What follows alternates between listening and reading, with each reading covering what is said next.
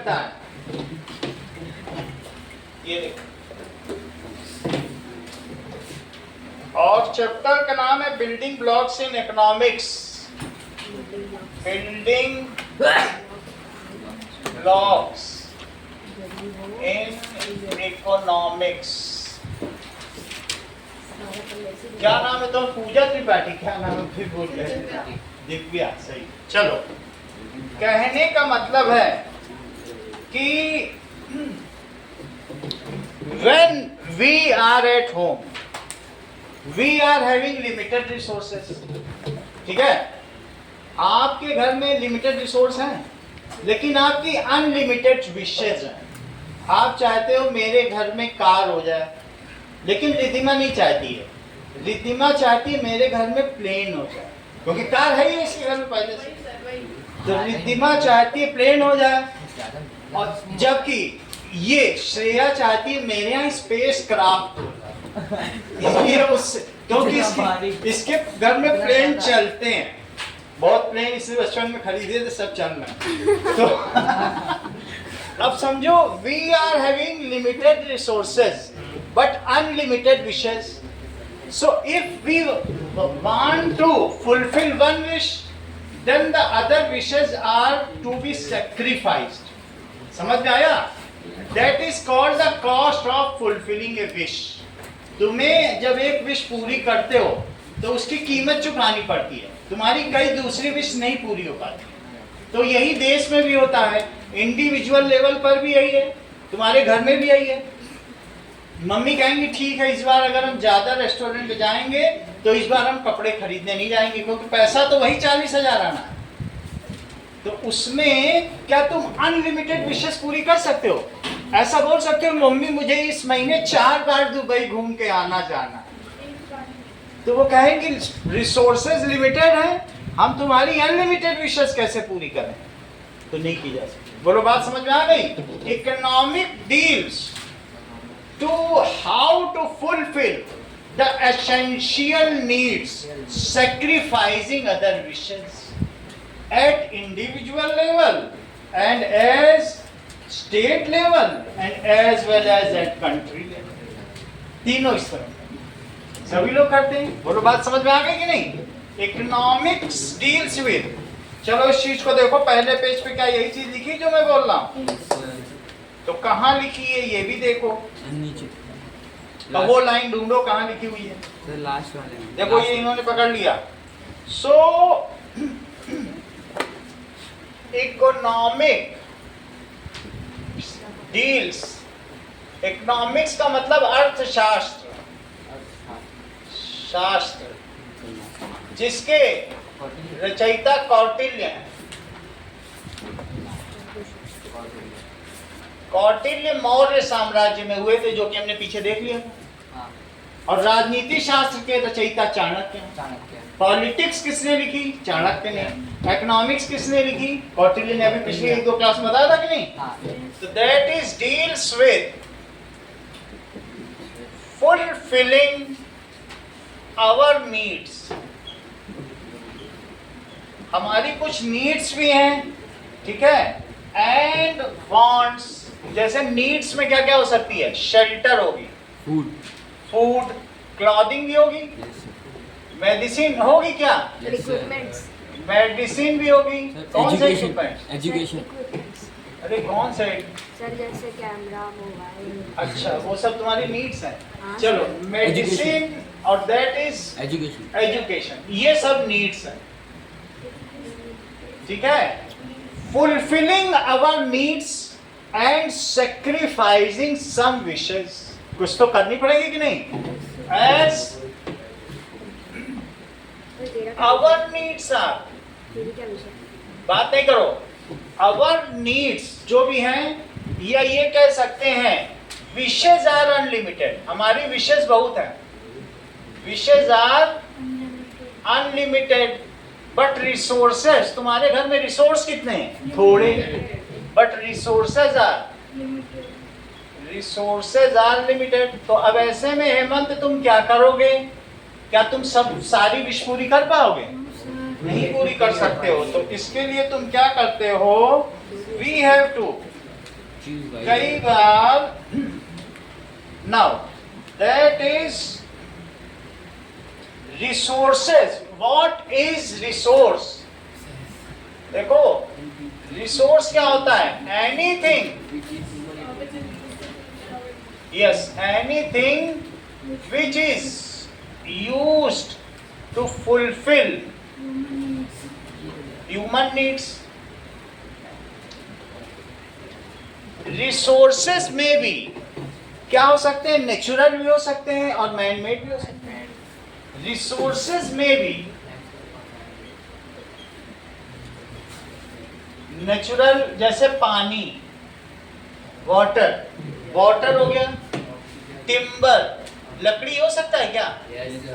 Timber, और भी कुछ हो सकता है. कोल भी हो सकता है, एयर भी हो सकता है, सनशाइन भी हो सकता है, सनलाइट. ये सब कैसे रिसोर्सेज हैं? इवन फ्लोरा और फाउना हो सकता है क्या? फाउना, क्योंकि किसी के घर में, तुम्हारे घर में बकरी भी पली होगी, कुछ लोग तो बकरी का दूध पी के आते ही होंगे. तो that is resources are either natural और मैन मेड. मैन मेड में कार हो सकती है और तुम्हारे पास बाइक भी हो सकती है, बिल्डिंग्स हो सकती है, हाउसेस हो सकते हैं, हाउसेस हो सकते हैं. करेक्ट. तो दैट इज रिसोर्स. तो तुमने समझ लिया. तो रिसोर्स आर लिमिटेड. इतनी बात तो तुमको दिव्या समझ में आ गई. However our wishes are, resources are limited, are limited, चाहे तुम्हारे देश में हो और, but our wishes are unlimited. समझिए, अब साइंस का भी चेक नहीं हुआ है. Resources are limited but our wishes are unlimited. So economic deals with how can we fulfil as many as wishes from the limited resources. हमें कम resource में तुम अपनी 3 विश पूरी कर पाओ तो ज्यादा अच्छा है कि 2 विश? 3. तो अगर उतने ही इकोनॉमिक्स में तुम 3 विश पूरी कर ले जाओ तो इकोनॉमिक्स इसी से डील करता है. Economics deals with two making the person prosperous and more happy, more satisfied. यानी उनकी कितनी नीड्स को फुलफिल किया जा सके इसकी प्लानिंग करना. ऐसा तुम्हारी मम्मी करती हैं और वो तुम्हारे घर की होम मिनिस्टर है. लेकिन हमारे देश में यही काम कौन करता है? NITI Aayog, planning commission. कौन करता है? एक बहुत बड़ा प्लानिंग कमीशन है जो हर 5 साल में जनता से सर्वे करवाता है, national survey of India NSI, और उसके बेसिस पे वो हमारे देश में प्लानिंग करता है कि इतने इतने रिसोर्सेज हैं, इतना मनी है, इतना फंड है, कहाँ किस पे लगाया जाए कि ज़्यादा से ज़्यादा लोगों की नीड्स फुलफिल हो सकें, ज़्यादा से ज़्यादा इंफ्रास्ट्रक्चर बन सके. बोलो बात समझ है? इट इज जो NSI है वो बजट से ठीक पहले पढ़ा जाता है. नेशनल सर्वे ऑफ इंडिया सबको सुनाया जाता है, फिर उसके आधार पे बजट बनता है. जो यूनियन बजट बनता है ना, उसके ठीक पहले तुम्हारे बुक में कॉलम दिया हुआ है कि ऐसा हम करते हैं. समझ में आ गया कि नहीं? जरा चेक करो. बट तो what the economics deals with? Economics deals with दिव्या to fulfil maximum needs with limited resources. ज्यादा से ज्यादा नीड तुम्हारे फुलफिल हो. सही है कि नहीं? ऐसी चीज तुमको मिल जाए कि जब मर्जी हो सर्दी लगे ओढ़ लो, जब उसी चादर को चबा लो, खाना भी हो जाए, उसी चादर में रह लो, उसी से धो लो तो साबुन हो जाए, तो कितना अच्छा हो जाए. अगर ऐसा हो जाए मैक्सिमम नीड्स फुलफिल हो जाए. तोड़ के सोना बना तोड़ भी लो, करें सोना हो जाए. चीज है, दिमाग है, और दिमाग नहीं होगा तो क्या होगा? Economics deals with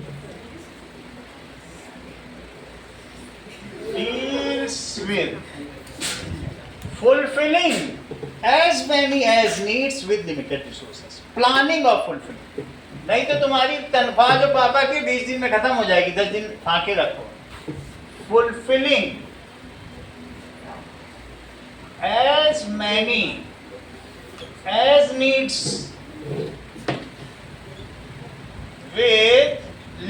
resources. It needs planning. क्या इसमें प्लानिंग की अधिक जरूरत होगी? ऐसे तो नहीं चल सकता है, रैंडम वे में तुम नहीं कर सकते हो कि चल जाएगा. Needs planning. अगले पेज पे आओ. तो यहां पर तुमको बात पता चल गई. अब देखो चॉइसेस एंड लिमिटेड रिसोर्सेज. अगली हेडिंग पे आओ. चॉइसेस. अब बोलो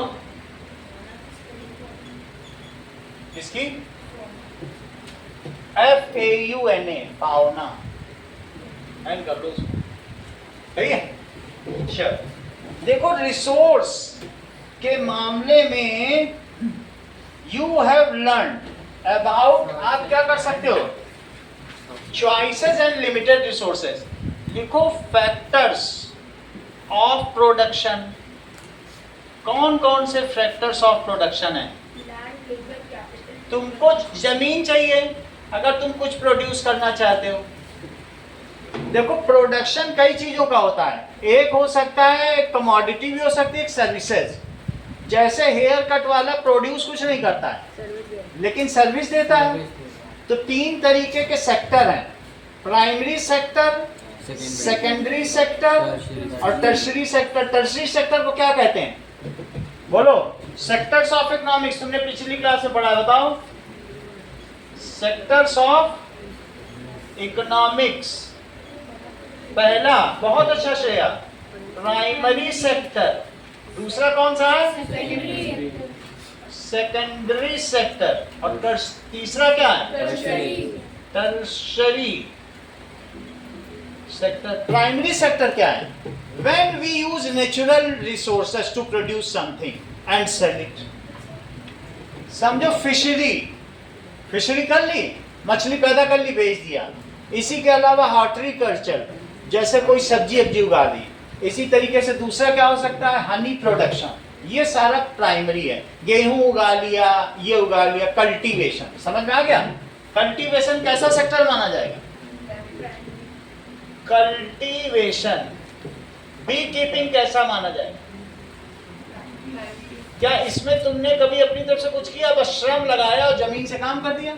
हॉर्टिकल्चर, सब्जी उगा दिया. सही है, तो वो चीज हो गया. इसी तरीके से ये सेरिकल्चर, वो तुमने सिल्क उगा दिया शहतूत के पेड़ पर, मलबरी पे, तो वो सब हो जाएगा. तो विटिकल्चर, अंगूर उगा दिया. तो ये सब क्या होता है? It is by using land. किससे यूज करके करोगे? Using land. It is primary production using land. ये क्या होता है? बोलो. प्राइमरी. इसके लिए किसी फैक्ट्री की जरूरत नहीं है. Production using land. अब तुमने जब गेहूं उगा दिया. सेकेंडरी. सेकेंडरी सेक्टर क्या होता है? यहाँ पे उसका मॉडिफिकेशन. उसको मॉडिफाई करके बिस्किट बना लो. पहले 40 रुपए किलो गेहूं है, अब 40 रुपए का 50 ग्राम बिस्किट. सोचो 40 रुपए किलो गेहूं में ज्यादा फायदा है कि वही 40 रुपए की 100 ग्राम ब्रेड है, वही गेहूं. लेकिन अगर तुमने उसको मॉडिफाई कर लिया फैक्ट्री में तो तुम्हें कितनी आमदनी हो गई? हुई कि नहीं? तो सेकेंडरी में क्या है? It deals with modified production. जैसे तुम्हारे में man needs man, machinery and tools. It needs machinery and tools. When primary producers, जो प्राइमरी प्रोडक्ट्स है, are modified and packetised, it is coming under secondary sector. कोई भी चीज तुम packet से जब जाते हो, ये स्मार्ट बाजार में बहुत सारी चीज पैकेटाइज है ना, वो सब secondary sector. If primary products को क्या कर दोगे? प्रोडक्ट सारा बोलो. आपके मैनमेड में कार के बाद क्या लिखा हुआ है? Modified. Car, bike, houses. Bike चला तो मॉडिफाइड एंड पैकेटाइज्ड. तो वो क्या कहलाता है? बोलो. सेकेंडरी. टर्शरी में क्या आ जाएगा? तृतीय क्षेत्र. Service sector. इसे क्या कहेंगे? Service sector. जब तुम्हें चंपी करानी हो, अधिकांश के पास चले आओ. मतलब कुछ भी जैसे तुम्हें कराना हो तो इसको कहेंगे ट्रांसपोर्टेशन। कम्युनिकेशन, तुमको टेलीकॉम सर्विस है, कौन देता है? हच। और कौन देता है? Jio, Airtel. Communication, transportation, communication, banking, insurance, banking, insurance, हाँ इंश्योरेंस, या टीचिंग का जॉब, मेडिकल, टीचिंग, मेडिकल्स, ये सब कौन है? और बहुत सारे काम तो जैसे घर हो रहे हैं तो उसमें सर्विस सेक्टर इन्वॉल्व, जो प्योरली सर्विस है, जिसमें कोई चीज प्रोड्यूस ना हो, बस सर्विस दे। इसमें किसी चीज का प्रोडक्शन होता है? नो, सिर्फ सर्विस दी जाती है। समझ में आ गई बात कि नहीं? India is topper in service sector. Our many persons are in foreign as NRI, non residence Indians, और वो इतना ज्यादा रेमिटेंस हमारे देश में भेजते हैं, मालूम है? 6 लाख करोड़। 6 लाख करोड़ का मतलब समझिए कि कितने 6.6 लाख डॉलर, कितना 0.06 लाख, बहुत ज्यादा पैसा भेजते हैं। उस पैसे से हमारी अर्थव्यवस्था चलती है। हम उस डॉलर को रख लेते हैं, उनके घर वालों को रुपया छाप के दे देते, तो डॉलर तो आ गया ना हमारे हाथ। वो डॉलर भेजते हैं, क्यों? क्योंकि वो अपने माँ बाप से प्यार करते हैं, अपने परिवार से प्यार करते हैं। फॉरेन कंट्री में ऐसा नहीं है, एक मर्द की 5 शादियां होती हैं और हर बीवी से 2 बच्चे होते हैं। 18 साल बाद बच्चे छोड़ दिए जाते हैं। तो ऐसे में क्या वो बच्चों को प्यार करेंगे या उनको कुछ पैसा भेजेंगे? वो ठेंगा दिखाएंगे अगर 18 साल के ऊपर का। समझ में आया कि नहीं? फॉरेन कंट्रीज में देयर इज नो फीलिंग और अटैचमेंट टू द फैमिली। बोलो बात समझ में आ गई? और लेकिन इंडिया में परिवार से सबसे वो है। ये देखिए कौन कौन से फैक्टर्स ऑफ प्रोडक्शन। सेक्टर तुमने देख लिया, अब फैक्टर देखो। मॉडिफाइड के बात कर रहे हैं। मतलब वो मॉडिफाइड एंड पैकेटाइज्ड। पैकेटाइज्ड, पैकेट में डाल दो। पार्ले जी बिस्किट खाओ। लैंड होना चाहिए अगर तुम कुछ प्रोड्यूस करना चाहते हो। लेबर चाहिए, 2-4 लेबर रखो और उसको ले लेना। लैंड ले लोगे, बुक पे देखो यहाँ पे लिखा हुआ है अंकित, लैंड लेबर कैपिटल। कैपिटल कई तरीके का होगा, लेबर 2 तरीके का है। लेबर का नाम बताओ। स्किल लेबर, अनस्किल्ड लेबर और सेमी स्किल्ड भी है, स्किल्ड, अनस्किल्ड, और तीसरा कौन सा होगा? Semi skilled. अगर तुम वेटर से कुक का काम करवाओगे तो लोग प्लेट छोड़ के उठ जाएंगे। कुक है, वेटर वेटर, सही है कि नहीं? तो इस तरीके से कैपिटल कई तरीके की होती है। एक फिक्स्ड कैपिटल होती है सेमी फिक्स्ड, और एक फिक्स्ड कैपिटल, एक मूविंग कैपिटल। दूसरी कौन सी है? मूविंग कैपिटल और एक ह्यूमन कैपिटल। ध्यान दीजिए, मैंने यहां पर 8 लाख करोड़ रुपए लगा दिए। ये जितने भी इंस्ट्रूमेंट है इसमें कई फॉरेन से आए हैं, कोई 6000 का, कोई 8000 का, कोई फ्रांस का, कोई जर्मनी का है। मतलब लगभग कई देशों से मंगाए गए, या जो भी इंफ्रास्ट्रक्चर हमने किया। अब मैं चाहूं कि तुम लोगों का पेपर लेना है तो क्या मैं ये बेंच बेच के पेपर तुम लोगों का खरीदूं जिससे टेस्ट लिया जाता है? इसको बेच नहीं सकता। क्या पंखा बेच के तुम लोगों के पेपर खरीदूंगा, टेस्ट पेपर, या पेन खरीदूंगा? नहीं। हमको रोज के लिए भी तो एक कैपिटल चाहिए, तो वो कैसा चाहिए? Working capital. दूसरा कैपिटल कौन सा होता है? Working capital. अगर किसान को अपनी जमीन पर डालने के लिए बीज और खाद लेना है, मैन्योर, तो क्या जमीन बेच के ले? कहते इतनी जमीन बेच देंगे, इसका खाद लेंगे, फिर अगले दिन उतनी जमीन बेचेंगे। ऐसा करेगा क्या? जमीन ही नहीं बचेगी, बेचेगा नहीं, जैसा इन्होंने बता दिया। तो अगर हम एक फैक्ट्री बनाते हैं, मशीन लगाते हैं, तो वो पैसा हमारा फिक्स हो गया। अब वो सालों साल चलेगा। ये बेंच पे कितने बच्चे आ गए, पढ़ के चले गए, और भी अभी आएंगे। ये हमारा फिक्स्ड कैपिटल हो गया। हाउएवर ऑन डेली बेसिस हमें इंक भी खरीदनी है, पेन भी खरीदना है, पेपर भी खरीदना है, और जो भी जरूरत होगी खरीदना पड़ेगा। तो उसके लिए हमारे हाथ में कुछ पैसा होना चाहिए कि नहीं? उसे क्या कहेंगे? Working capital. अगर तुमको सरकार ने बहुत अच्छा पढ़ाया है, इस और लैब की सुविधा दी है, अलग से कोर्सेज कराए हैं, तो तुम एक ऐसे ह्यूमन बनोगे कि तुम यहाँ रहो या बाहर रहो 1 लाख रुपए महीने कमाओगे। तो उसको क्या कहते हैं बताइए? Human capital. If money is invested on the medical facility, इतना तंदुरुस्त बना दिया जाए कि 100 कोरोना आने पे भी तेजस को कुछ ना हो, कि बाहर निकला, कहेंगे कि हेल्दी है, इम्यून सिस्टम स्ट्रॉन्ग कर दे। अगर सरकार हमारे यहाँ की मेडिसिन पे पैसा खर्च कर दे, बोलो बात समझ में आ गई कि नहीं, और एजुकेशन पे पैसा खर्च कर दे, तो यहाँ का, और स्किल डेवलपमेंट पे, स्किल डेवलपमेंट के लिए बहुत सारे ऐसे ऐप हैं, जैसे स्वयं ऐप है, सीखो ऐप है, बहुत सारे ऐप होते हैं कि नहीं है, सोशल विकास, ऐसे बहुत सारे हो सकते हैं। तो ह्यूमन कैपिटल को भी हम ह्यूमन को ऐसे ना माने। हमारे देश में जो इतना समझिए कि that is 58% population is below 36 years, तो इसका मतलब वर्किंग पॉपुलेशन है। तो एक है बूढ़ी पॉपुलेशन, जबकि जापान की 80% पॉपुलेशन 86 ईयर से ऊपर है। तो वो क्या काम करेगी और क्या करेगी? हर घर में बूढ़े ज्यादा हैं, बच्चे कम। टेक्नोलॉजी है ना। तो बोलो बात समझ में आ गई कि नहीं? तो सबसे अच्छा क्या है? यंग पॉपुलेशन है। इंडिया को यंग कंट्री कहा जाता है। चौथी चीज क्या है बताओ? टेक्नोलॉजी। अगर टेक्नोलॉजी जितनी जिस देश में विकसित है, वहां पे फिर लेबर की जरूरत नहीं पड़ेगी। लेबर जरूरत पड़ेगी क्या? लेबर की।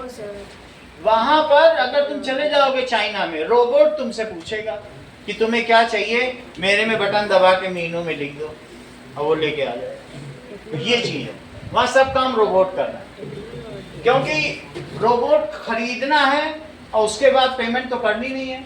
चाइनीज में लेबर को पेमेंट करनी पड़ती है और रोबोट 20,000 का मिल जाता है, जिंदगी भर काम करो चार्ज करो। तो क्या चीज है? हाँ, बहुत ही चीप है। यानी पहले वो बाहर बेचता था, अब जब से रिसेशन आया वो अपने ही देश में बेच रहा है। तो चाइना में जाके खरीद के आप चाइना में इस समय रोबोट इतने सस्ते हो गए क्योंकि बना बहुत सारे डाले और वो बिक नहीं रहे, रिसेशन आ गया, युद्ध छिड़ गया। समझ में आनी बात की नहीं? तो इसलिए बोलो वो तुम्हें 20,000 रुपए महीना दे कि 20,000 का एक बार रोबोट खरीद लो। लोगों की भुखमरी आ गई है वहां पे रोबोट के आने की वजह से। तो इस चीज को कहते हैं टेक्नोलॉजी। टेक्नोलॉजी बहुत ज्यादा बढ़ जाए तो एक ऐसा टाइम आएगा जब हम हाइपर सिविलाइज्ड हो जाएंगे। जब हाइपर सिविलाइज्ड का मतलब है लेबर की कोई इंपॉर्टेंस नहीं रह जाएगी। एलॉन मस्क कह रहे हैं ये 5 साल में आने वाला है। उस समय कोई काम नहीं करेगा तो उसको निंदनीय नहीं माना जाएगा। इतने रिसोर्सेज होंगे कि आदमी बैठे बैठे घर में खा सकता है और ये उसकी विम एंड फैंसी होगी कि वो चाहे तो काम कर ले, मर्जी हो नहीं मर्जी हो तो घर में बैठा पूरी जिंदगी आराम है। रिसोर्सेस, अर्थ के रिसोर्सेस के मजे ले और लेबर फ्री होगी पूरी दुनिया। इतने रोबोट्स और इतना टेक्नोलॉजी है। स्किल की भी जरूरत नहीं होगी, ह्यूमन की टेक्नोलॉजी की भी जरूरत नहीं होगी, ना ह्यूमन ब्रेन की, ना पढ़ने की जरूरत होगी। पढ़ने की भी जरूरत नहीं होगी, सब AI, ग्राफ 4 ये सब करेगा। सर 5 साल में तुम बस पैदा हो गए और मजे लो इतना हो जाए। सर 5 साल में हमारा टाइम ही चले आएगा। 5 साल के बाद ये समझ में आ गई ना तुमको, हाइपर सिविलाइज्ड सोसाइटी हो जाएगी, वहां लेबर की कोई जरूरत ही नहीं। तो चौथी चीज क्या आगे बताइए? टेक्नोलॉजी। तो टेक्नोलॉजी होगी, ये देखो अब बोल लिखने जा 5 that is entrepreneur, that is person who can bear the loss और एंजॉय प्रॉफिट, हु जो डिप्लॉइज वो क्या करता है, हु हायर्स पर्सनल या लेबर्स। हमारा कोचिंग सेंटर एंटरप्रेन्योर नहीं है क्योंकि हमने एक भी टीचर को एम्प्लॉय नहीं। तो अगर मैं एक टीचर एम्प्लॉय कर लूं तो मैं भी एंटरप्रेन्योर हूं। हमारे देश में जो एंटरप्रेन्योर्स हैं उनमें 100 यूनिकॉर्न हैं। 100 लोग ऐसे हैं जो 100 करोड़ रुपए हैं जिनके पास, जो सबसे ज्यादा। पूरे विश्व में सबसे ज्यादा यूनिकॉर्न कहाँ है? इंडिया में। हमारे देश में 1 सेंचुरी यूनिकॉर्न, मतलब 100, समझ आया? और एंटरप्रेन्योर्स यूनिकॉर्न बने, जैसे MBA समोसा वाला, तो वो कुछ नहीं, उसने समोसे की दुकान खोल ली, लेकिन उसका विजन था, यूनिकॉर्न बन गया। एंटरप्रेन्योर कौन होता है? सर जो रिस्क ले और नए आइडिया के साथ आए। और जो द पर्सन हु मोटिवेट्स।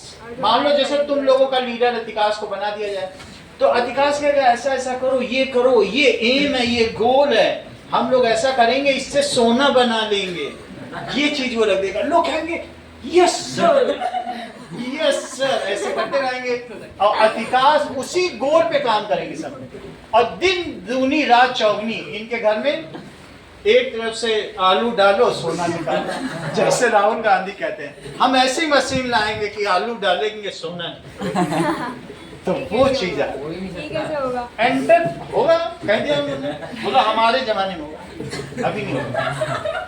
ये देखो, बोलो सर सोना। एंटरप्रेन्योर क्या है? That is the leader who leads the business, who uses the 4 factors. वो लैंड को भी यूज करेगा, लेबर को भी यूज करेगा, मर्जी होगी तो टेक्नोलॉजी लाएगा, और नहीं तो कपड़ा बिनने की प्रक्रिया में जैसे वीविंग होती है, अगर सस्ता पड़ा लोगों से बुनवाना तो लोगों से बुनवाएगा, और एम्ब्रॉयडरी ऐसे भी करवा सकता है, कसीदाकारी, और नहीं तो मशीन से कराएगा। मर्जी होगी टेक्नोलॉजी लाएगा, नहीं तो मर्जी होगी तो लेबर पे इन्वेस्ट करेगा, उसके पास कैपिटल भी होगा। तुम समझो एक अतिकाश है जो इन चारों चीजों को यूज कर रहा है, और साथ में अपना विजन भी दे रहा है, और उसके विजन की वजह से इसकी कंपनी आसानी से डूब सकती, मतलब ऊंची उठ सकती है। हाँ, तो हैंडीक्राफ्ट अगर अच्छा चलता है, जैसा भी होगा, बोलो बात समझ में आ गई कि नहीं? तो कुछ भी हो सकता है। तो अगर वो ह्यूमन एम्प्लॉयमेंट नहीं करेगा तो एंटरप्रेन्योर कैसे? एंटरप्रेन्योर को जिसमें फायदा होगा उसमें वो काम करेगा। समझ में आई बात की नहीं? It uses other 4 factors. ये क्या करता है? नोट करो, अदर 4 फैक्टर्स भी, ठीक है? हायर्स एम्प्लॉइज, और किसको एम्प्लॉय करेगा? हायर्स एम्प्लॉइज, वर्कर्स को करेगा। Bears losses and enjoys profit. Bears losses and enjoys profit, sets a goal to his team. He is team leader, boss है company. So he, ठीक है, runs the enterprises. वो क्या करता है? किसी कंपनी को चलाता है। एंटरप्राइज का क्या मतलब होता है? He or she runs चूंकि वो एंटरप्राइज को चला रही है श्रेया, इसलिए इसका नाम एंटरप्रेन्योर कहा जाएगा। शी रन्स एंटरप्राइजेस, ऐसा करते हैं, and sets a goal. And किसके लिए गोल सेट करेगी? Sets a goal to make progress. उसका हमेशा काम होता है कि हम और बढ़े, टू मेक प्रोग्रेस।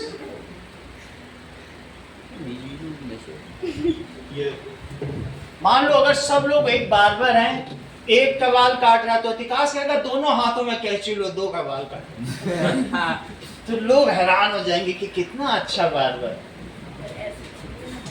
मतलब वो सेट कर देगा गोल कि पैरों में भी कैंची पकड़।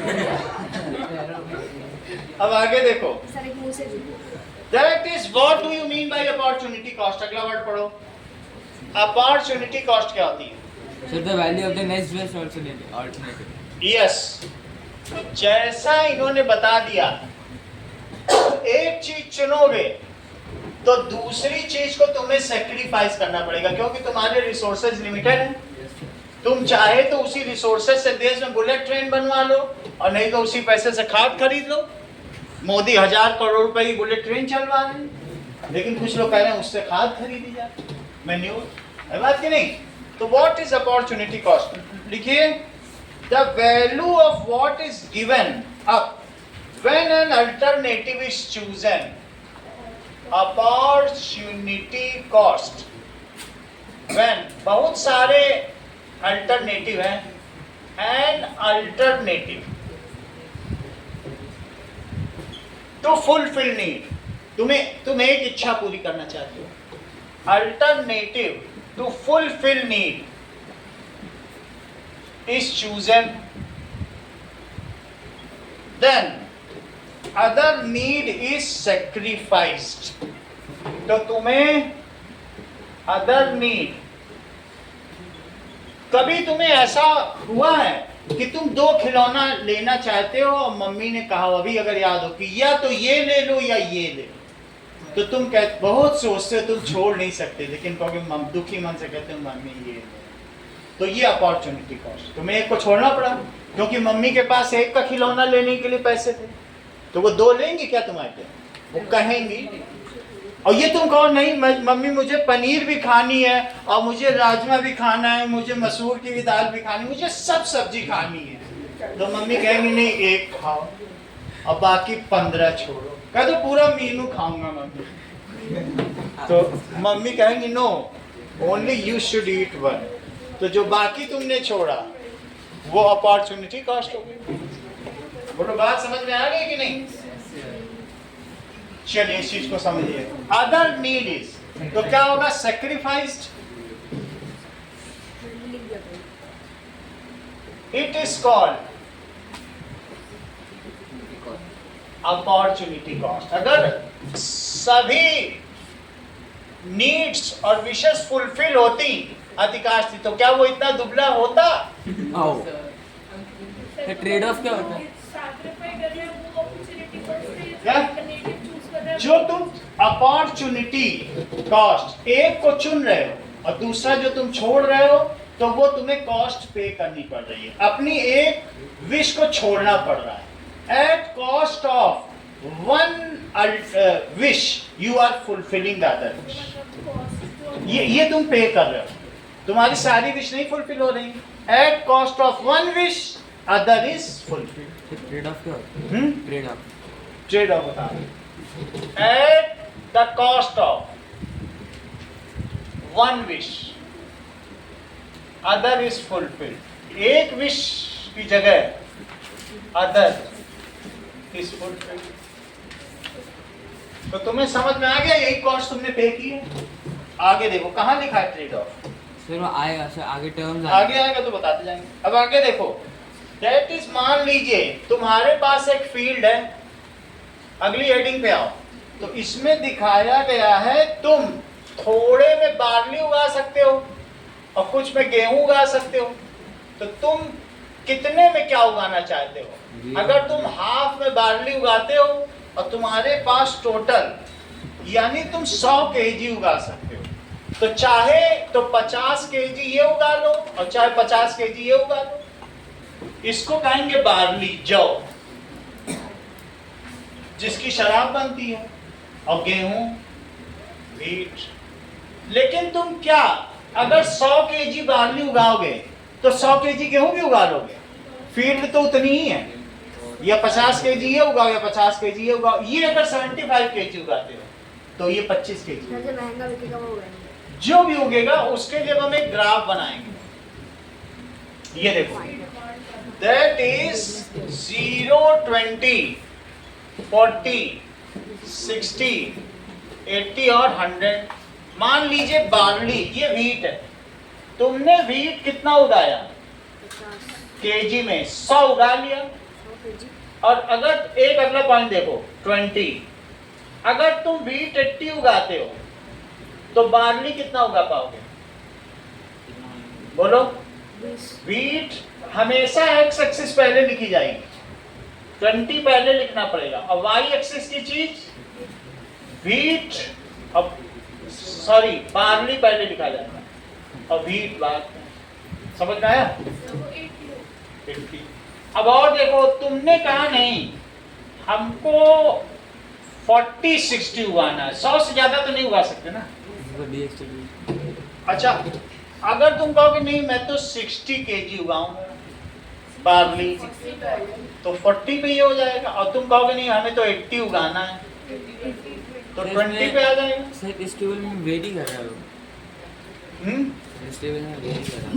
क्या वैरी कर रहे हैं? जैसे पहले में 100 है, दूसरे का सब 105 115 पहुंच रहा है ऐसे। अच्छा अभी देख लें, कहने का मतलब है वैरी कर रहा है, तो इसका मतलब है हम इसमें देखेंगे कि कोई एक चीज सस्ती भी हो सकती है, कोई महंगी हो सकती है, तो इन दोनों का सम क्या है, थोड़ा वेरिएशन है, वैसा वैसा चला।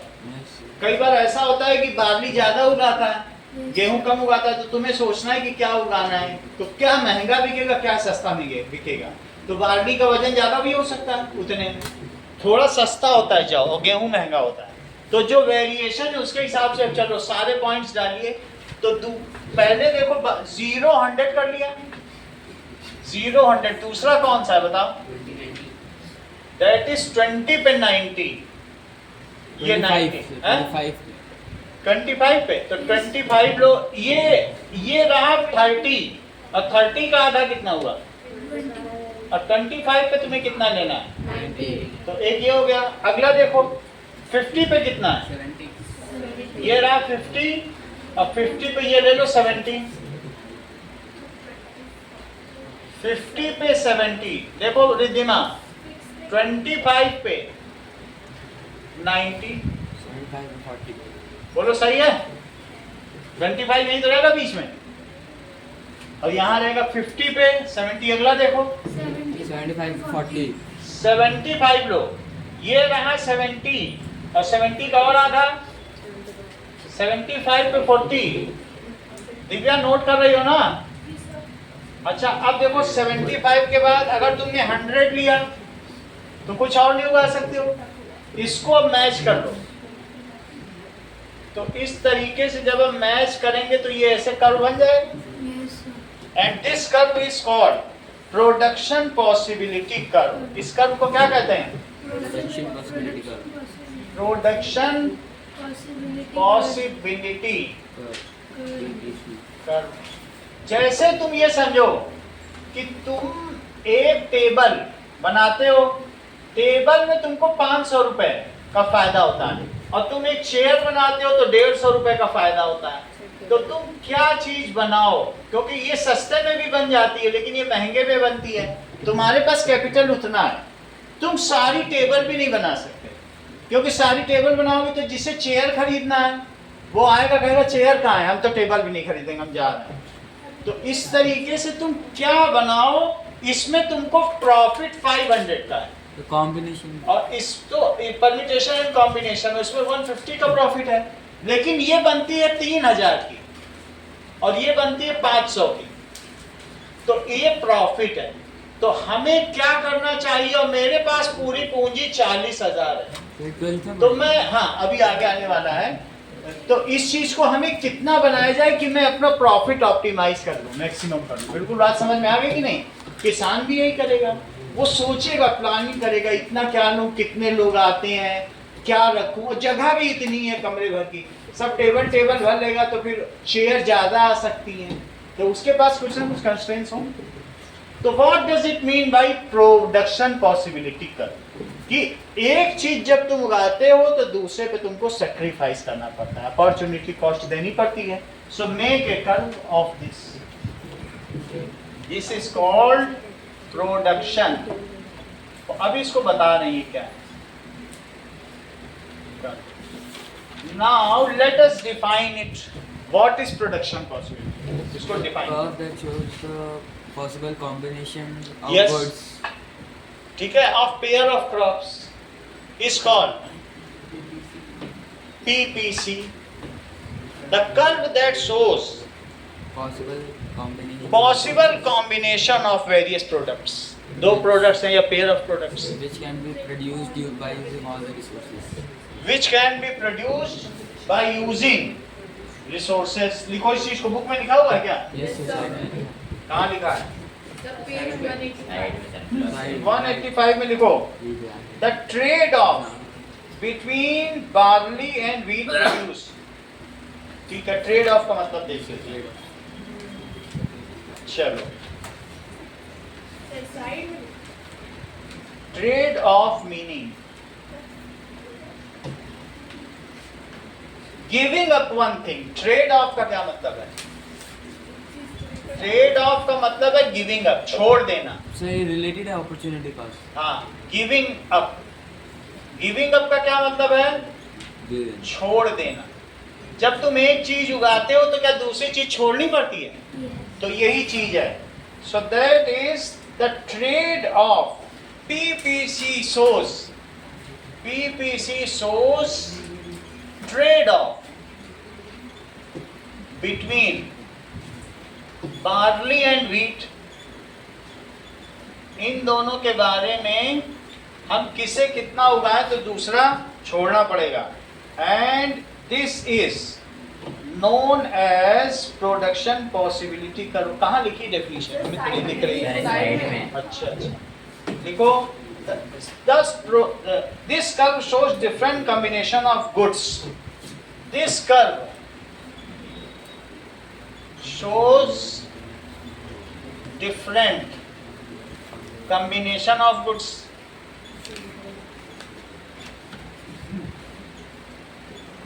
ठीक है? That can be produced. That can be produced using all available resources. कल मैथ्स की क्लास रहेगी। कल कौन सा दिन है? ट्यूसडे। कल मैथ्स के So Wednesday. Use all available resources.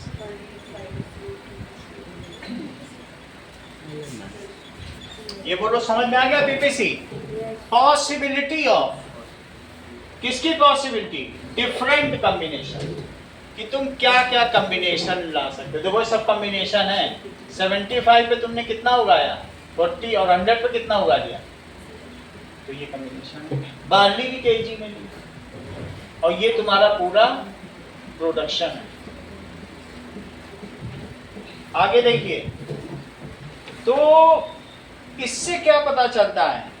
It maximises the output. इससे क्या चीज पता चलती है कि हम क्या कर सकते हैं? And it helps in decision making to enterprises. Entrepreneur तुमने देखा था जो एंटरप्राइज चलाता है, कोई कंपनी चलाने वाला को कंपनी एंटरप्राइज कहलाती है। एंड गवर्नमेंट्स, लास्ट लाइन पढ़ो क्या लिखा है? It helps to optimise profit. Optimise का मतलब अधिकतर कर देना। ऑप्टिमाइज का मतलब मैक्सिमाइज। मैक्सिमाइज प्रॉफिट, ठीक है? And production.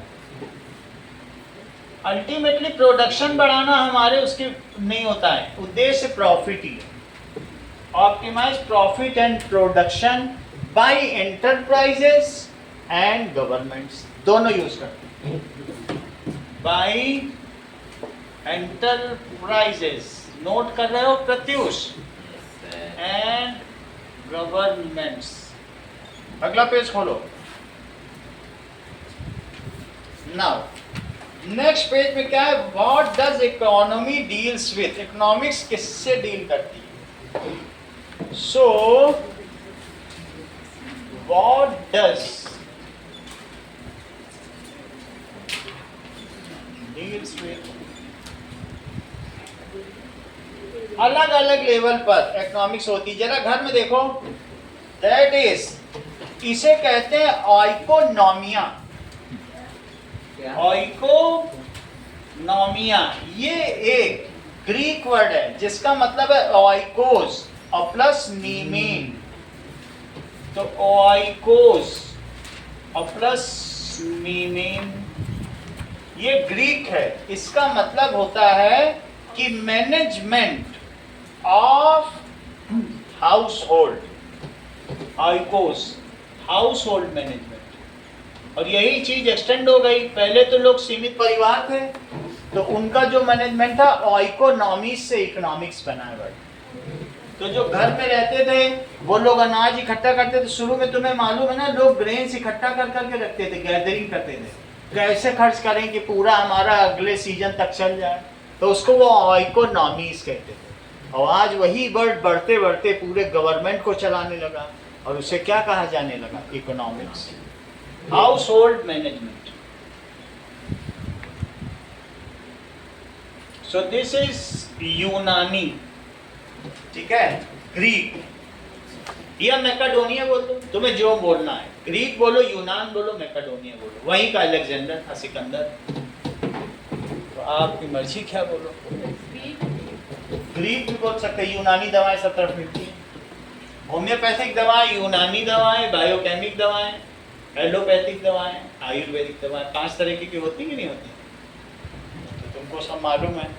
सर हाँ। ऑइकोस के बाद आगे क्या लिखा है? नहीं, इस बुक पे देखो ना, ये लोग बुक नहीं दे रहे क्या तुमको, छीन लिया करो।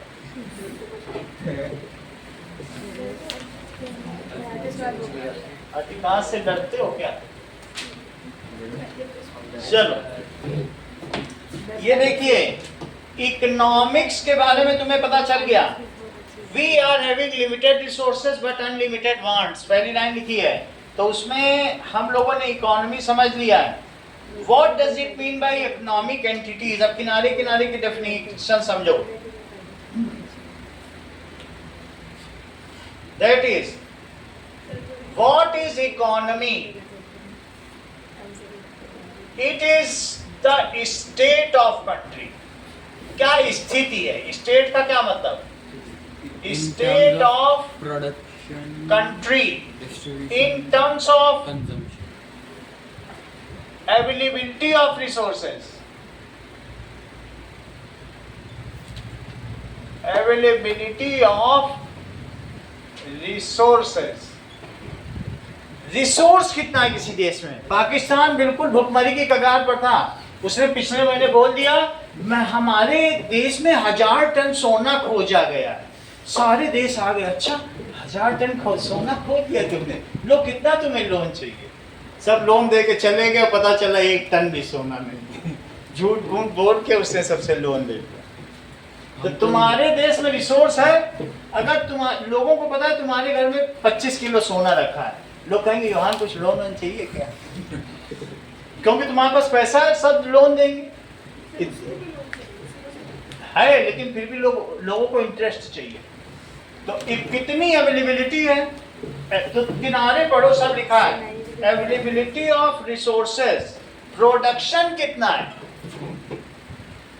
तुम्हारे देश में? ठीक है रिसोर्सेज है, लेकिन क्या वो स्लीपिंग रिसोर्स है कि एक्टिव रिसोर्स है? अगर मान लो जमीन में दबा पड़ा, तुम निकाल नहीं रहे। प्रोडक्शन कितना है? कंजम्पशन कितना है? भारत इतनी बड़ी मार्केट है कि सारी दुनिया सोच रही कि यहाँ की मार्केट मिल जाए, हमारा सब सामान बिक जाए। बड़ी बाजार में तुम ठेला लेके खड़ी होगी, तुम्हारा सारा फल बिक जाएगा, और छोटी बाजार में खड़ी हो जाओ यहाँ तो कुछ नहीं बिकेगा। तो कंजम्पशन बहुत बड़ी चीज है। तो इंडिया का कंजम्पशन कैसा है? हर तरीके के यहाँ लोग हैं। कुछ लोग यहाँ मिडिल क्लास हैं, कुछ लोअर क्लास हैं, कुछ अपर क्लास है। तुम्हारा हर सामान बिकेगा। यहाँ 1 करोड़ की भी कार बिकती है, 4 लाख की भी बिकती है, और 1 लाख की नैनो भी बिकती है। तो यहाँ पर हमारे पास हर तरीके के लोग हैं। तो प्रोडक्शन के बाद कंजम्पशन की भी हमारी मार्केट सबसे बड़ी है। हम ही दुनिया में सबसे बड़े पल्स उत्पादक देश हैं, और हम ही सबसे बड़े कंज्यूमर।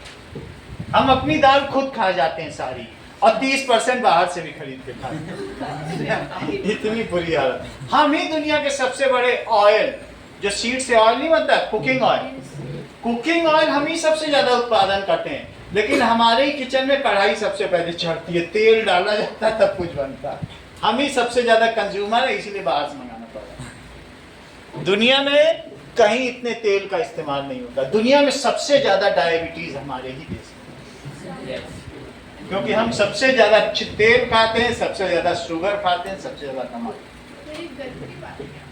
नो कंजम्पशन, ठीक है, कंजम्पशन भी हमारे यहाँ है। और क्या बताइए? Goods and consumption of goods and services. हम लोग ये सब इकोनॉमिक्स है। सर्विसेज हम प्रोड्यूस भी करते हैं। क्या हम लोग टर्सरी सेक्टर में देते नहीं है? तुम दुनिया के किसी भी देश में हो और तुम ये फोन करो, मेरा वीडियोकॉन का मशीन खराब है, वॉशिंग मशीन, जो फोन उठाएगा चाहे वो किसी भी भाषा में बोले, इंडियन हो। कॉल सेंटर में पूरी दुनिया का कॉल सेंटर इंडिया है। क्योंकि यहाँ रात को भी लोग काम करते हैं 10-10 हजार में कॉल सेंटर काम करते हैं। दूसरी जगह पे 1.5 लाख रुपए चाहिए साहब, कौन देगा? और यहाँ मल्टीलिंगुअल लोग हैं। भारत पहले से ही ऐसा है वर्नाकुलर, हर आदमी 4 भाषा जानता है। कहता फ्रेंच जानना है, कौन सी बड़ी बात है, महीने भर सीख के आ जाए। हम लोग 4 भाषा 3 भाषा पहले से जान रहे हैं। तो दुनिया का कॉल सेंटर भारत संभालता है। बोलो बात समझ में आ गई? कहीं से भी तुम फोन करोगे कि मशीन खराब है, भारतीय ही उठाएगा, चाहे दिन हो चाहे रात हो। समझ में आ गई? तो we consumption of goods and services and flow of money. तुम्हारे देश से कितना पैसा बाहर जा रहा है, कितना आ रहा है, और कितना रनिंग मनी है, फ्लोइंग मनी है, उसके आधार पर तुम्हारे देश की अर्थव्यवस्था तय होती है। दुनिया का सबसे ज्यादा अर्थव्यवस्था 7.6 जो है वो भारत की है, जबकि यूरोप की -2% है।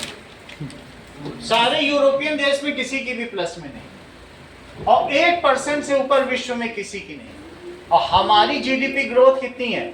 7.6। और गुड्स एंड पुअर कंपनी ने अब इसे बढ़ाकर 7.8 करने का फैसला किया। उसने कहा ये तो और ही तेजी से ग्रो कर रहा है, युद्ध जितना बढ़ रहा है उसमें भी बढ़ते चले जा रहा है। सो तुम्हें बात समझ में आ गई? And flow of money. हम लोग पहले कंजूस हुआ करते थे, आज इतने खर्चीले हो गए कि लोन ले लेके कार खरीदे। तो ये फ्लो ऑफ मनी है। हमारा पैसा तिजोरियों में नहीं बंद है, वो मार्केट में घूम रहा है। तो क्या अगर तुम पैसा बाजार में देते हो 10 लोगों को, क्या 10 लोगों का रोजगार नहीं चलेगा? और तुम्हारी तिजोरी में बंद रहे, सुबह डोसा खा के और शाम को बड़ा, 2 लोगों का रोजगार बन गया। और घर ही बनाओगे तो क्या बनेगा? बोलो।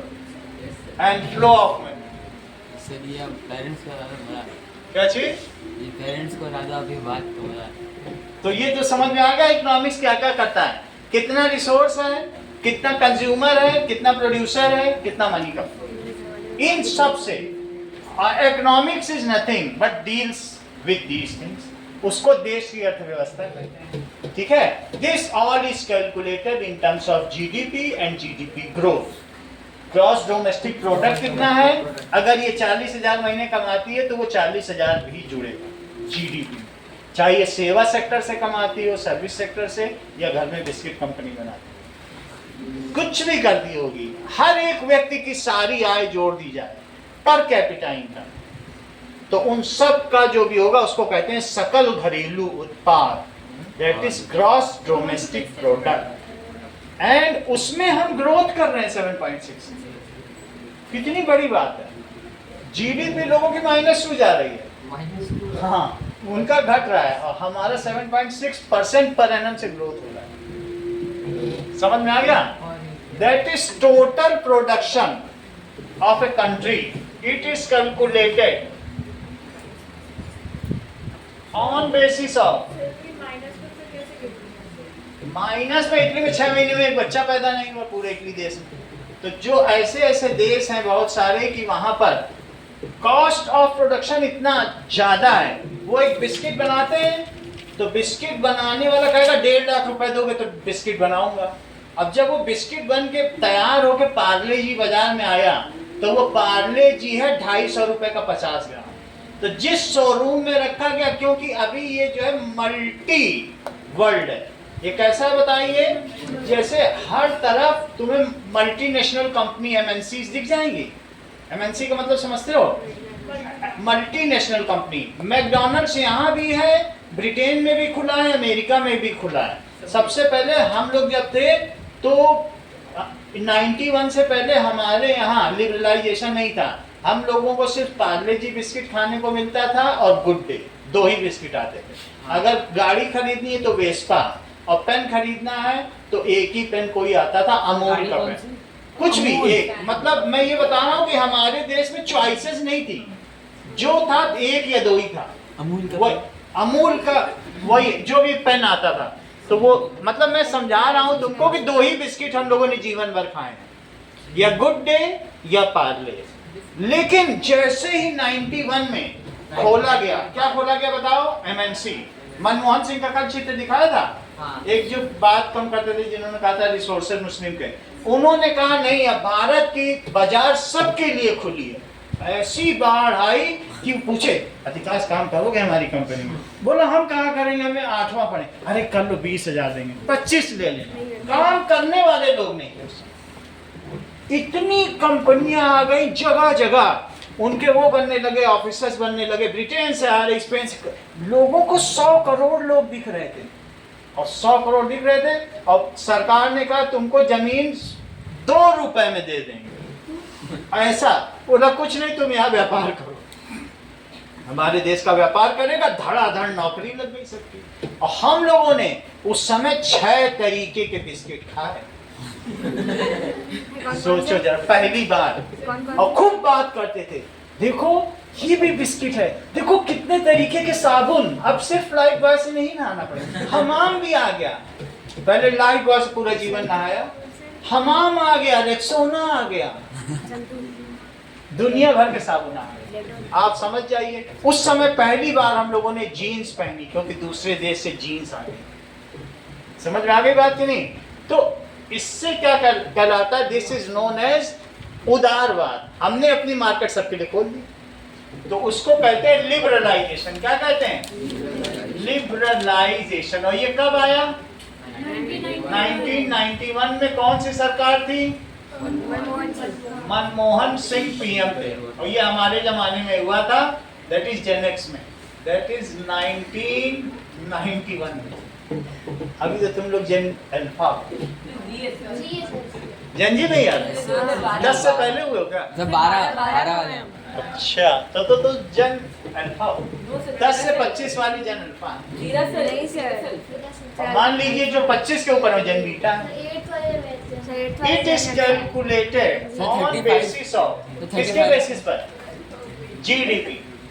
तो 35 के ऊपर वाले टीटा क्या है? जीडीपी क्या होता है बताइए? Gross domestic product. Gross domestic product. और दूसरा क्या है? And GDP growth. ग्रोथ का मतलब समझते हो कि हर साल वो बढ़ेगी कितना पर एनम। अगला देखो, उसी के ठीक नीचे मार्जिन में लिखी है इकोनॉमिक एंटिटीज। तुम्हें इकोनॉमिक्स की डेफिनेशन समझा दी, उसी में मार्जिन में पढ़ो, इकोनॉमिक एंटिटीज। एंटिटीज का क्या मतलब है? इकाइयां। What is economic entities? One who participates in economic activity, चाहे कुछ भी हो, 4 लोग हैं। One who participate in economic activity.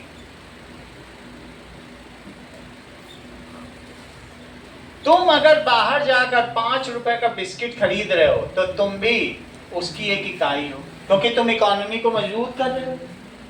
तो इस तरीके से गवर्नमेंट हो गई इसकी एंटिटी। गवर्नमेंट भी बहुत सारा पैसा लगाती है, बजट बनाती है। एंटरप्राइजेस, जैसे श्रेया बिस्किट एंटरप्राइजेस, तो एंटर और कोई सर्विस करती होगी, कुछ तो करती होगी। अच्छा, कैसे चलता है? प्रोड्यूसर, अरे कुछ तो, producer and consumer, who are involve. बोलो, बात समझ में आएगी नहीं? जो भी इन्वॉल्व हैं इकोनॉमिक एक्टिविटी में, हु एवर आर इन्वॉल्व, लिख सकते हो ना? Whoever are involve in economic activity are called economic entity. Pragya, बात समझ में आ गई तुमको? अगली बात समझो। लिखा नहीं क्या?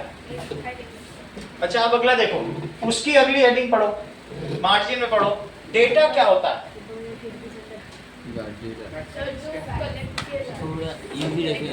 तो उसी के बगल में लिखा होगा कि that is NSI, national survey of India या इकोनॉमिक सर्वे ऑफ इंडिया से सब डेटा कलेक्ट किया जाता है, और उसको सब वो लोगों को बताया जाता है। सो दैट इस चीज को सर्वे से किया जाता है, ठीक है?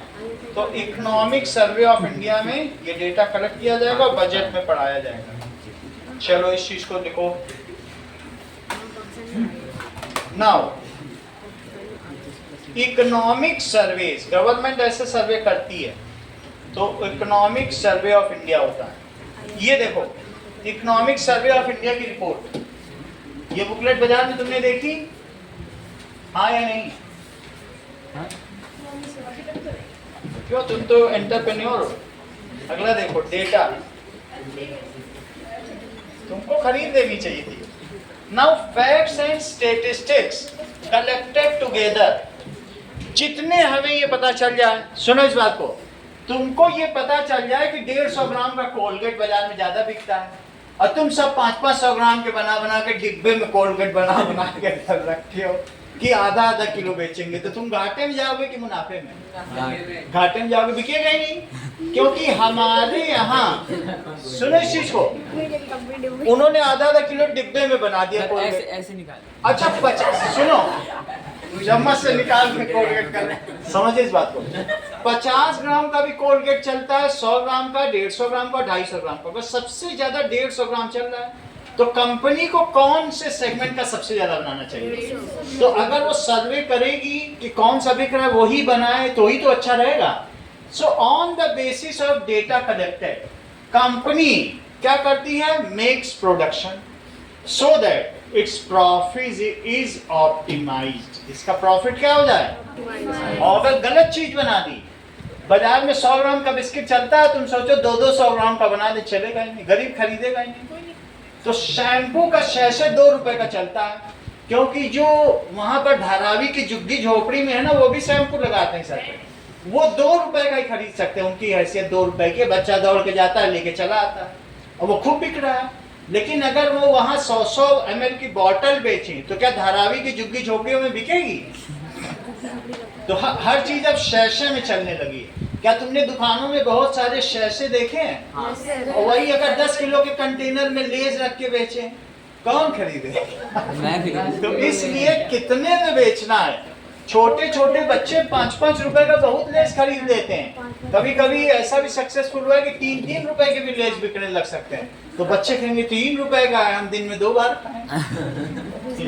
5 रुपए के भी फ्रूटी चाहिए। सर ये कह रहे हैं, ऐसे हुआ था ना हाफ ट्रायंगुलर। सर तो ये चीज होती है। डेटा क्या होता है बताइए? दैट इज, अब जरा डेटा पढ़ो। अधिकांश कह रहे हो 10 किलो का लेस का पैकेट लेके उसे छोटे छोटे पैकेट में देखो फैक्ट्स एंड स्टैटिस्टिक्स, देखो कोई ये भी तुम्हें पता होना चाहिए 150 ग्राम का कोलगेट कितने लोग खरीदते हैं। ये भी ना हो कि तुम ज्यादा बना लिए और तुमने ज्यादा बनवा लिए, बोले 100 मजदूर आ जाओ 150 बनेगा, और बना बना के रख लिए, अगले महीने मजदूरों को फ्री पगार दे रहे हो क्योंकि तुम्हारा बिका ही नहीं पिछला माल। वो अच्छा रहेगा? उतने ही बनाओ कि जितना, फिर नहीं तो लेबर निकाल दोगे क्या? बड़े घाटे में रहोगे। इंटरप्रेन्योर को बड़ा जिम्मेदारी समझनी पड़ती है। हर कोई ऐसे शेयर नहीं बनता ना। That is fact and statistics collected together. ये सभी फैक्ट्स तुम्हें कलेक्ट करने पड़ेंगे कि हमें कितने लोग रखने हैं, कि बार बार उतने रखने पड़ेंगे जितने लोग सर के बाल कटाते हैं, और ज्यादा तुमने रख लिए तो दिक्कत में पड़ जाओगे। Fact collected together for reference of analysis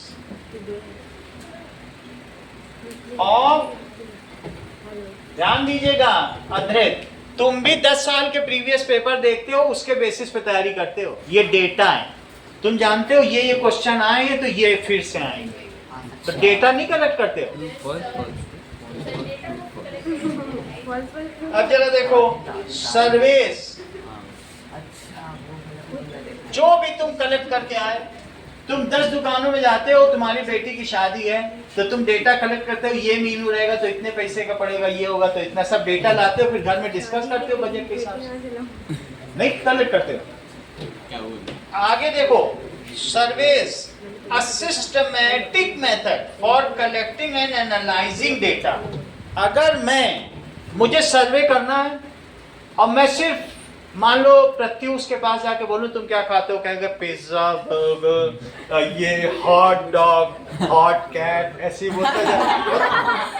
अरे जो भी बिकता हो, मुझे इतना पता नहीं है जो अब मैं सिर्फ यूरोपियंस के पास जा जाके डेटा कलेक्ट कर रहा हूँ, तो बोलो मेरा रेस्टोरेंट चलेगा? मुझे अंकित के पास भी जाना चाहिए था। समझो इस चीज को? अफ्रीकन बोल हाँ, अफ्रीकन नूर को ये ध्यान दीजिए, मुझे हर एक के पास जाना होगा, हर सेगमेंट, गरीबों के पास भी जाना होगा, अमीरों के पास, तब तुम्हारा सर्वे ऑथेंटिक है। और तुम सोचो यूरोपियंस के पास जा कलेक्ट कर लो और वो फेल हो जाएगी तुम्हारी रेस्टोरेंट, वहां बर्गर रखोगे बिकेगा ही नहीं। तो दैट इज सर्वे। पढ़ो बुक में क्या लिखा है? लिखा है सिस्टमैटिक मेथड। तुम्हें सभी सेगमेंट के लोगों से पूछना पड़ेगा कि भाई तुम क्या पसंद करते हो, क्या खाते हो। बात समझ में आ गई कि नहीं? तो मान लीजिए अगर हम रिद्धिमा के पास जाते हैं तो साइकिल से चलने वाले तेजस के पास भी जाना होगा, भाई तुम्हारी क्या पसंद है, तो ये भी कुछ बताएगा, क्या होता है? वो भी कुछ बताएगा कि तो हमें हर सेगमेंट के पास जाना होगा। मान लीजिए हो गया आपके पास भी कार होगी, तो हमें फिर साइकिल वाले के पास जाना। चलो समझ में आया? पढ़ो चीज को, सिस्टमैटिक सर्वे। सबका तो तुम सर्वे नहीं कर सकते हो, लेकिन सारे सेगमेंट का तो कर सकते हो।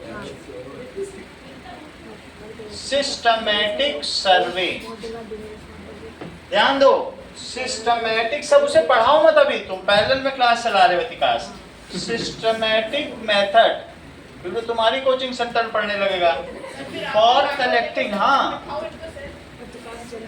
कलेक्टिंग, ठीक है, collecting and analysing data and analysing data. अभी मत पढ़ाओ। सिस्टमैटिक मेथड, हम डेटा सिर्फ रैंडमली मैगजीन से मत लें, हम उसे खुद कलेक्ट करें, क्योंकि कई मैगजीन बायस्ड डेटा देती हैं, अपने फायदे का देती हैं, लेकिन वो काम करनी।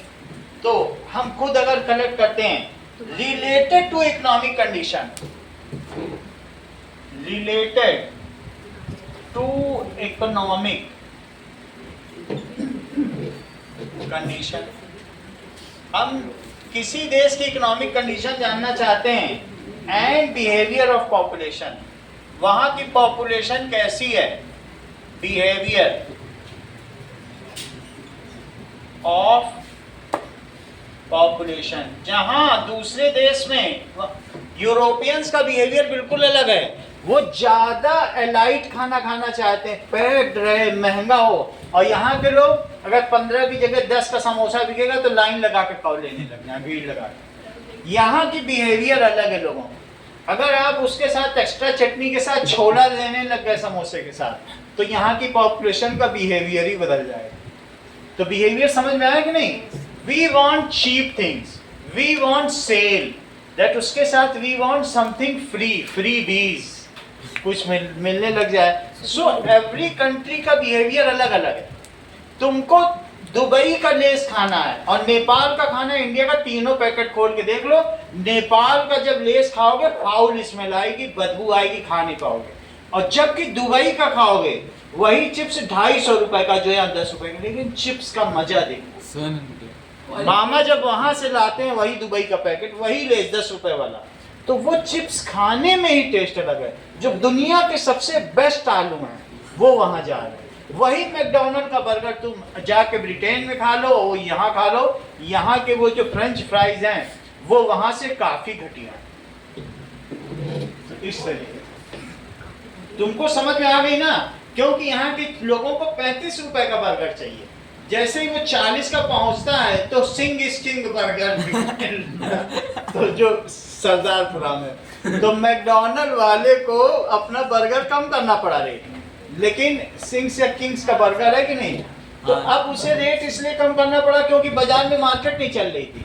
और जैसे ही कम किया और मटेरियल घटिया किया, खूब चलने लग गया। सर मैकडॉनल्ड्स के सामने है वो आपका सिंगिस बंद हो गया, ऐसे ही बंद हो गया। अब आगे देखो अगले पेज पे, what do you mean by ESI, economic survey of India. अगले पेज पे देखो,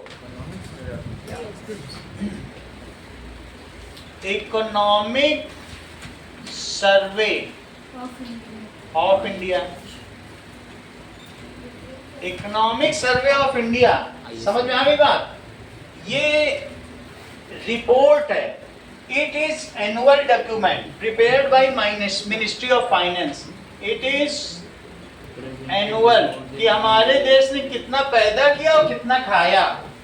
सारे डॉक्यूमेंट प्रिपेयर्ड बाय, वित्त मंत्रालय द्वारा है, prepared by ministries, Nirmala Sitharaman, ministry of finance. Finance minister तुम लोग जानते हो कि नहीं? मिनिस्ट्री ऑफ फाइनेंस से रिपोर्ट तैयार करती है एंड प्रेजेंटेड इन पार्लियामेंट। और कहाँ रखी जाती है? Parliament before the union budget is present. In parliament before putting union budget.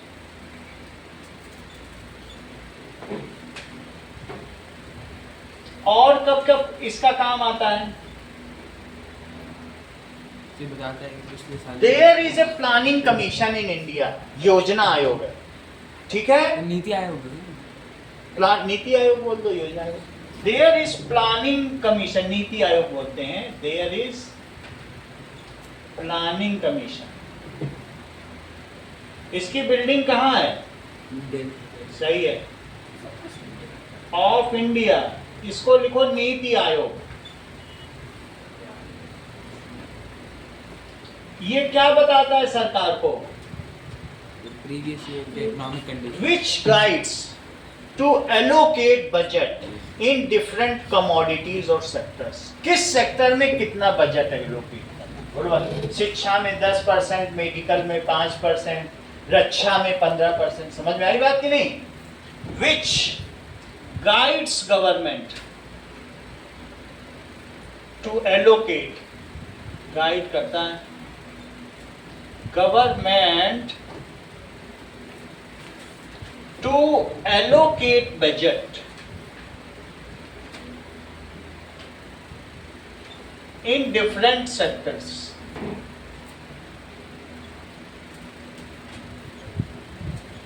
तो इसका मतलब ESI बहुत इंपॉर्टेंट है। इसका फुल फॉर्म आप लोग जान लीजिए, और इसकी रिपोर्ट है, ये ईयरली आती है। It is used by policy related decisions. ये किसमें काम में आता है? Key questions in economics. अगले पेज पे आओ। की क्वेश्चंस क्या क्या है बताओ? सर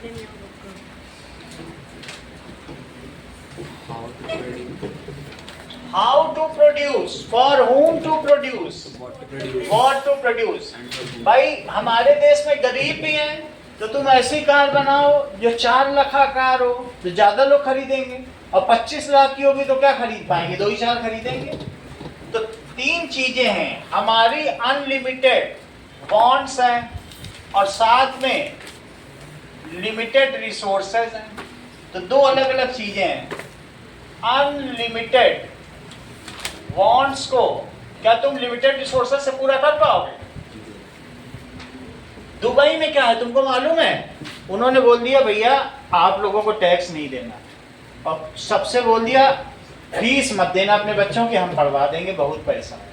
वहाँ कोई फीस नहीं देता है। पूछेंगे अच्छा तेजस तुम बीमार हुए हो, जाओ तुमको अभी आदित्य बिरला हॉस्पिटल में बंबई में हेलीकॉप्टर ले जाएगा और टॉप मोस्ट रूम में रखवाएंगे, पैसा एक न देना। दुबई का आदमी यहाँ आता है बंबई में इलाज कराने, 1 रुपया नहीं देता, सब सरकार लेती है। यही हाल नॉर्वे का है, 1 फिनलैंड का। बोलते हैं काम नहीं करना है, तुम ऐसा करना है, तुम्हें पूरे हफ्ते में 8 घंटे काम करना है, चाहे रोज 1.5 घंटा कर लो, चाहे एक दिन में 4 और एक दिन में 4 करके बस फिर 5 दिन आराम करो, या एक ही दिन में 8 घंटा काम कर लो, 6 दिन जाओ मौज करो। 8 घंटे काम ना, और कहते हैं कोई टैक्स न देना भैया, और कोई मेडिकल के लिए पैसा मत रखो, जो कमा रहे पूरा आज ही उड़ा दो, हम तुम्हारा मेडिकल देते, हम तुम्हारी शिक्षा देते, हाँ कपड़े में खर्च करते। ऐसे ऐसे तो देश हैं, Sweden, Norway, Finland, Dubai, UAE, सब ऐसे। दुबई यूएई तो मतलब मैं बता रहा हूँ यूनाइटेड अरब अमीरात, वही चीज उसी का वो हो गया शहर है दुबई। सही है, इतना ज्यादा समझ में आ गया ना? कुछ नहीं देते वो लोग, और मेडिकल रेडिकल सब फ्री है। तो अनलिमिटेड वांट है, लेकिन रिसोर्सेज कितने हैं? लिमिटेड। मैं अभी मत पढ़ाओ, तो कह रहे दुबई जा रहे हैं। हाँ वो, लेकिन वो अपने चक्कर में है। इस चीज को स्कैरसिटी कहते हैं, ठीक है। फिर वहीं से इथियोपिया पास है, चॉइसेस। ये अपने चक्कर में घूम रहा है। Choices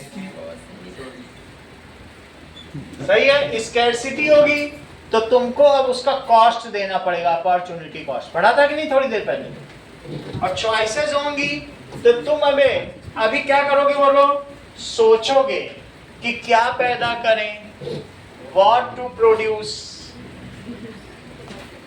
what to produce.